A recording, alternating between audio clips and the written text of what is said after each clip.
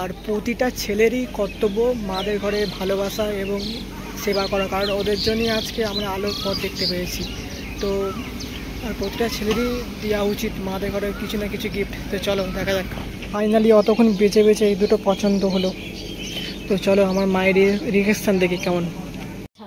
এরকম ছাপ ওই কালারটার মধ্যে, তাই তো? ঠিক আছে।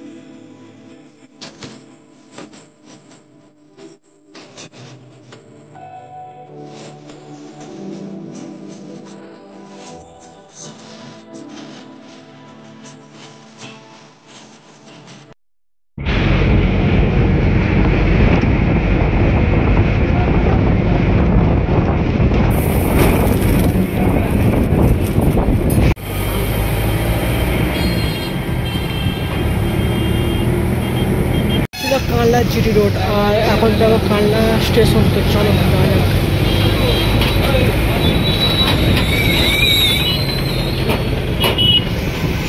ছিল কানলা মহকুমার হাসপাতাল, যেখানে বলা হয় মানে কানলা মহকুমার হাসপাতাল এই চলছে, কানলা মহকুমার হাসপাতাল। তো ওখানেই মানে সব রোগী চিকিৎসা করা হয়। এটা নতুন, আর ওদিকে পুরোনো আছে একটা। আমি এখন যাবো বাস স্ট্যান্ড। তো চলো যাওয়া যাক। পুরো খালি, কেউ নেই বাসে।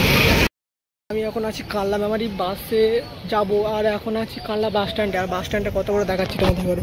এটা ছিল কানলার বাস স্ট্যান্ড। বাস স্ট্যান্ডটা বেশ ভালোই বড়।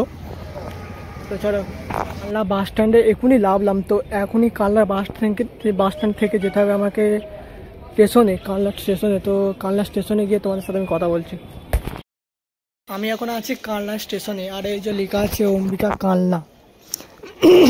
আর এখানে মোট প্ল্যাটফর্ম আছে তোমার 1 নম্বর, 2 নম্বর, 3 নম্বর, 4 নম্বর মোট প্ল্যাটফর্ম। আর এই যে কানলা স্টেশনটা বেশ এরকমই বড়। তো চলো।